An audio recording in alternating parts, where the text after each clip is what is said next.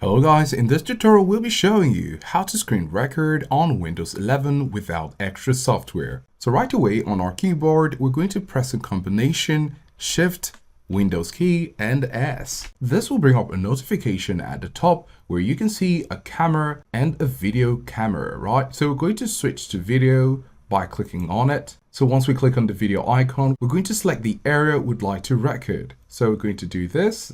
And once you let go, it's going to take note of that, right? And you have the option to press on start. But before you press on start, you're going to go over to the microphone icon, click on the drop down, and here you can see mute has been ticked. You're going to unselect it to activate the mic. Make sure to select the right mic. For example, if you'd like to use your webcam, you can click on this, click on it again, it's selected, and we're going to click on mute to activate the microphone. As you can see, it's currently unselected. With that done, you're going to click on start and we have our recording happening right now. You can see we can click on this folder, right click on it and go about our business. So this is how to screen record on Windows 11 without extra software.